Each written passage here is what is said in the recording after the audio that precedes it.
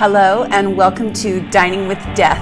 I am so excited to bring you guys the first episode on our new playlist, Dining with the Departed.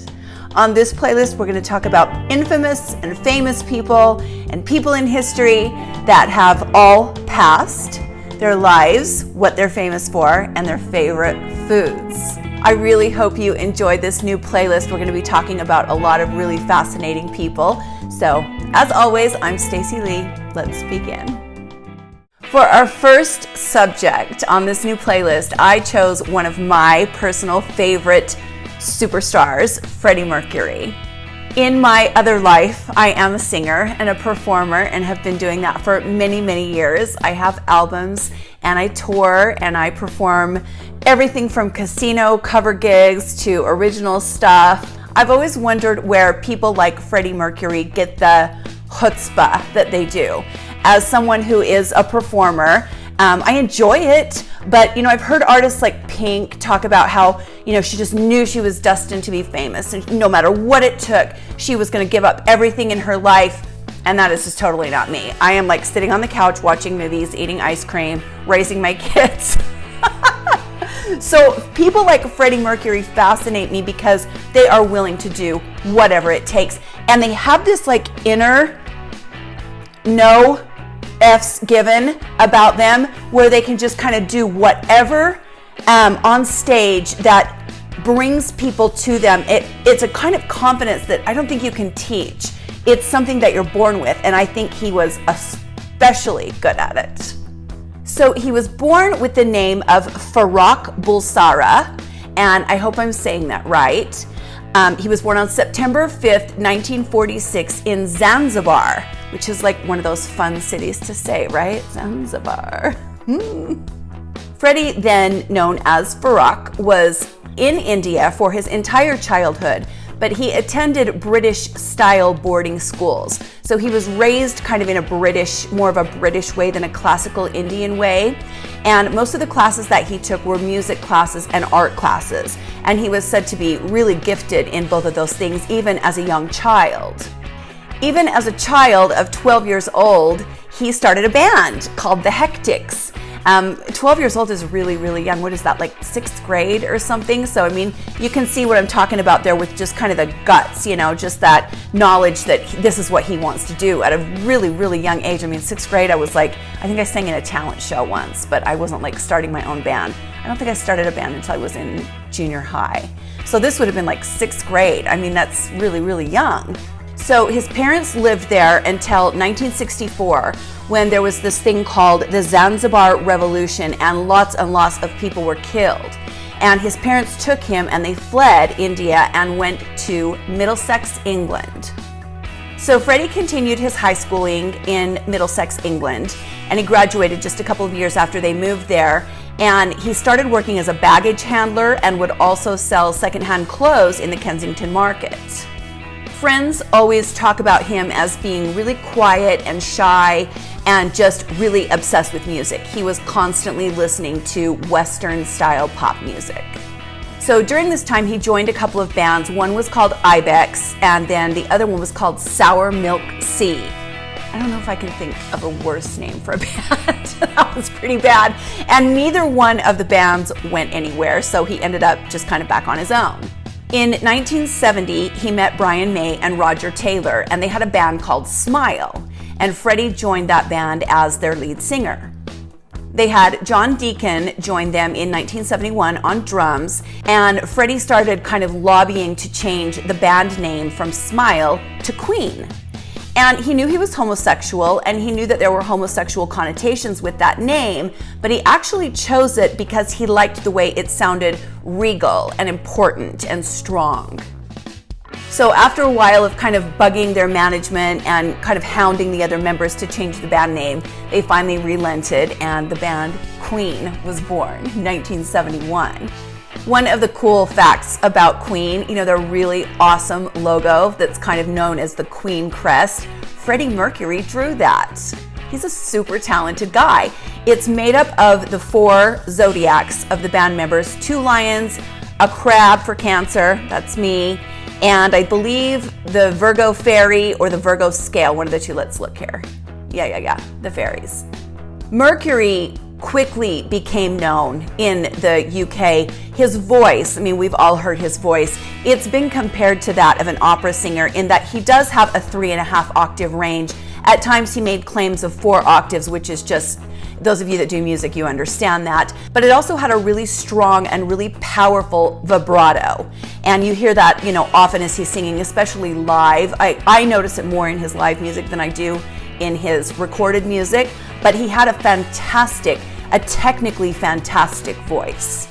Queen gained a large following very fast, and they were playing huge shows where Freddie Mercury was known to really strut around the stage. And this is what I'm talking about, this kind of innate confidence that he always had where he just knew he was a star.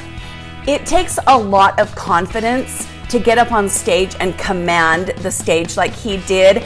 I don't know that I've always had that, and those of you that perform, you can vouch for that. It takes a lot, and he was really good at it. Brian May once said that the person in the farthest seat of the stadium felt as connected to Freddie Mercury as the person in the front row. And that is a real gift. That is something not a lot of performers have. I've been to a lot of concerts, and only a couple of times can I say that I felt that from the front person. So it was a real gift. Freddie Mercury wrote most of the songs for Queen, not all of them, but most of them. And one of the things I've always found really fascinating listening to a Queen album is how different the songs are. One's kind of a rockabilly song, one's kind of a rock song, one's almost metal, and then one's super, super sweet pop.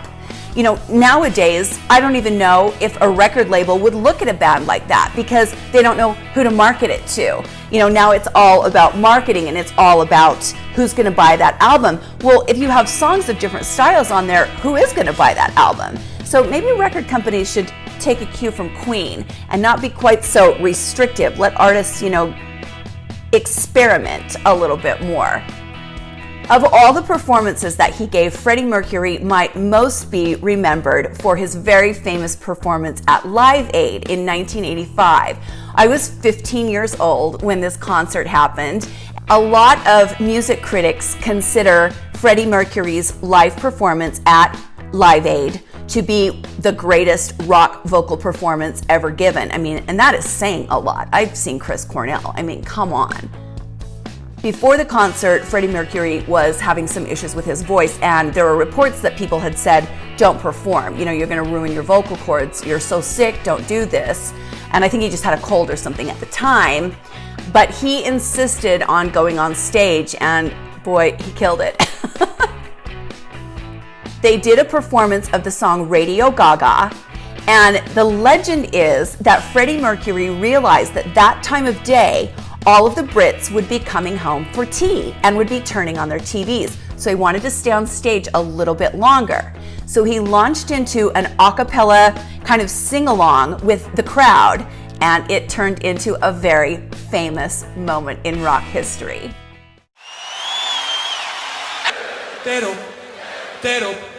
All right. That long, loud note became known as the note heard round the world. During his career, Freddie Mercury performed over 700 times and sold out stadiums all over the world. He also did 2 solo albums, Mr. Bad Guy and Barcelona, and he put out several singles. His solo work didn't have the commercial success that his band work with Queen had, but there are still really some great recordings, just not as poppy or maybe crowd-friendly as the commercial stuff with Queen. He even did a couple of singles with Michael Jackson that were never released, but it is said that bootleg copies float around, so I'm going to be looking for those. Freddie had a long-term relationship with Mary Austin, and after many years of that, he finally came out to her, and their romantic relationship ended, but they remained great friends through the end of his life. She was with him until the very end, and he was even godfather to her oldest son. Freddie often said of Mary Austin that she was his one true friend and his one great love. He also had a long-term relationship with an American record executive named David Mins, and they remained friends even after that ended as well. In 1985, he started seeing Jim Hutton, who was a hairstylist, and in 1990, Jim Hutton tested positive for AIDS. It is thought that Freddie Mercury may have been HIV positive before that, but I mean, it was really difficult to tell, and we'll never know those kinds of things. It was such a new disease back then, and we just didn't have a lot of information. Hutton stayed with Freddie his whole life and was also with him, along with Mary Austin, through the end of his life, up until the very end. Freddie Mercury loved cats. He had at least 10 cats at a time, and they were always with him. They slept on the bed with him. They followed him around the house, and he was a great friend to the Blue Cross and rescued a lot of cats. He even wrote a song for his favorite kitty cat named Delilah, and it appears on the album Innuendo by Queen. In 1987, Freddie Mercury learned that he was HIV positive, and he went to Ibiza and stayed at Pike's Hotel and decided to throw himself a lavish 41st birthday party. There were over 700 guests and a cake that was 2 meters long, decorated with the notes to the song Barcelona. Freddie had displayed some signs of being HIV positive since 1982, and so this is quite a few years after that, and he is starting to show signs of illness. At this point in time, there were not a lot of antiviral drugs for the HIV virus, so people would succumb rather quickly once they found out that they had gone from HIV positive to having AIDS. Newspapers in England can be especially brutal, and they started talking about Freddie's health, that he didn't look well. He had always been quite thin, but he was even thinner than usual. A lot of rumors started to circulate about his health. He made his final appearance to collect the Brit Award for Outstanding Contribution to British Music, and that was in 1990. After that, he kind of told his bandmates what was going on, and he would go to recording sessions. He could only stand to be there for an hour or two at a time, but they report, oh, this is so emotional. They report him being so sick and just saying, write me stuff, let me write, let's record everything we can, let me just get my vocal tracks down, and then when I'm gone, you guys can write around the vocal tracks and put more of my music out. You know, that's what he was concerned about. He wanted to put as much music out as he could before he died. By 1991, Freddie Mercury began to lose his eyesight, and he could no longer leave his bed. He chose to hasten his own death by refusing all medication that was treatment for AIDS and by taking only painkillers to manage the pain. On November 22, 1991, he released the following statement. Following the enormous conjecture in the press over the last 2 weeks, I wish to confirm that I have been tested HIV positive and have AIDS. I felt it correct to keep this information private to date to protect the privacy of those around me. However, the time has come now for my friends and fans around the world to know the truth, and I hope that everyone will join me, my doctors, and all those worldwide in the fight against this terrible disease. My privacy has always been very special to me, and I am famous for my lack of interviews. Please understand this policy will continue. 2 days later, on November 24th, 1991, at the age of 45, Freddie Mercury died. His funeral was held on November 27th and was only attended by 35 people. He was quite a private person, but Elton John was there, some other very close friends, and all of the members of Queen were in attendance as well. His cremated remains were buried in an undisclosed location, and a great part of his massive fortune went to charity. He was always very, very generous with his money. Statues all over the world have been erected to Freddie Mercury. I love these statues. He deserves every single one of them. And of course, there has been movies and TV shows and books and all kinds of things written about him. He was just a fascinating, charismatic guy. I love the fact that we love him so much, and I love the fact that his legacy will live on forever. Freddie Mercury loved Indian food. He also loved ribs with onion sauce, something I have never had, but I'm definitely going to look into.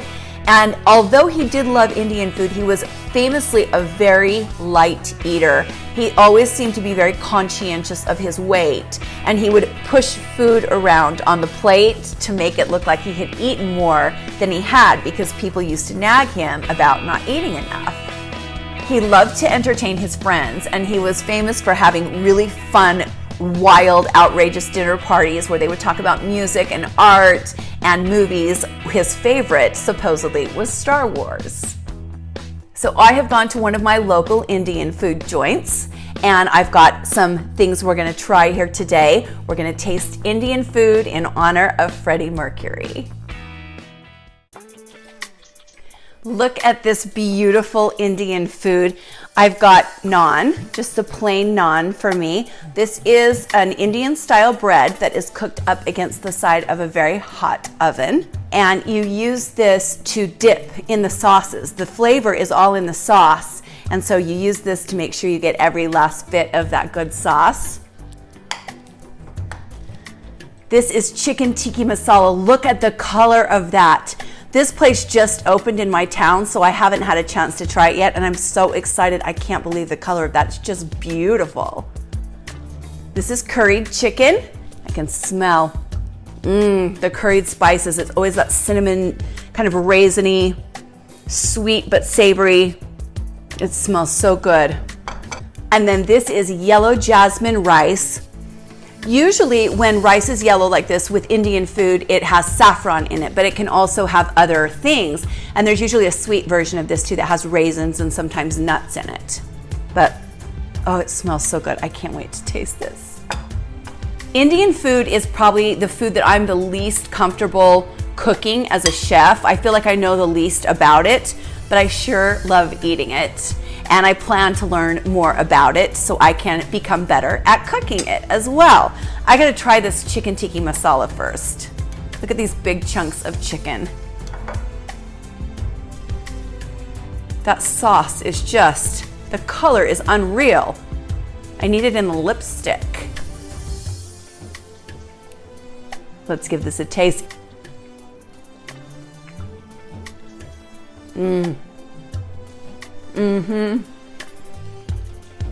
Oh, that is so good.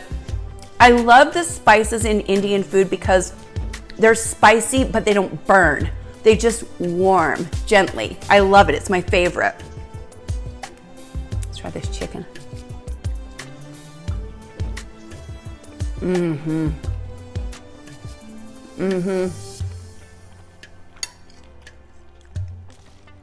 That texture, that moist, juicy, soft, velvety texture in chicken, you can only get one way.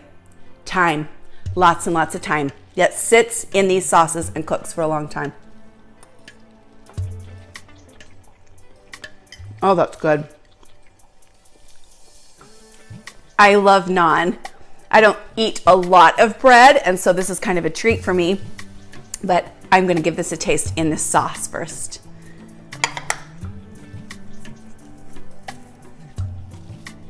Roll it out. Let's get a good bite of this sauce.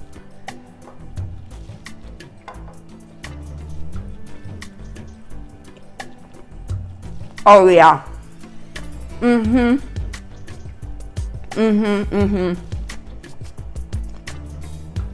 I could eat that for breakfast, lunch, and dinner. That naan is really good. Sometimes I've had it before where it's a little dry. This is really, really chewy and has a really nice texture to it. This is a nice, good place in town. I'm excited. Chicken tikka masala and curry, I think both have gram masala. I think they both have coriander. I don't know if they both have cumin. And I think curry is the only one that has curry paste. I could be wrong on that. But they're similar, but they have different nuanced flavors in them that differentiate them. This one's a little more tomato based, and this one's a little more stew-like. So let's try the curry.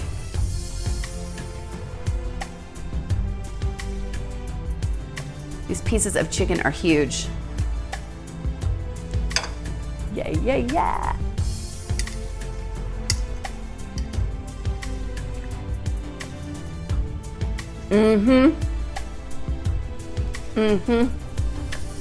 This one's more savory. It's saltier. It's not quite as sweet. I can definitely taste more cumin in this one. A lot more.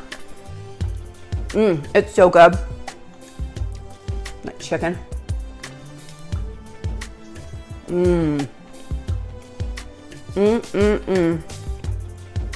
It is so hard to get good texture with chicken if you're trying to quick cook it. It takes a long time to get that texture.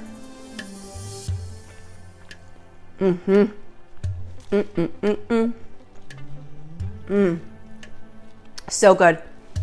Let's try the sauce on the curry.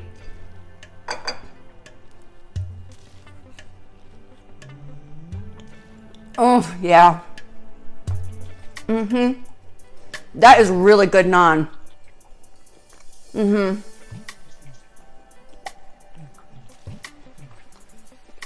can tell how chewy it is, which I like. That's kind of the way it's supposed to be. It's really moist.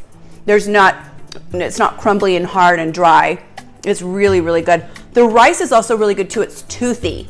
So it's different than like, say, sushi rice or Japanese rice that's sticky and kind of a little bit more gummy. This is very much separated. The grains are very separated, and it has a toothier quality to it, more textural than other rices. But what a beautiful little array of Indian tastes today. I'm excited to go back to this restaurant. I'm so happy they're in my town. Go visit your local Indian place and give a little shout out to Freddie Mercury. Well, I hope you enjoyed this very first episode of Dining with the Departed. We have lots of really amazing and fascinating people to explore on this playlist. I hope you're well. I really appreciate you watching. I appreciate your support and your comments and your feedback. Please be safe, be kind to each other. I know it's tough out there right now, but I'll promise to try. Click like and subscribe if you'd like to see more, and I'll see you next time on Dining with Death. Bye.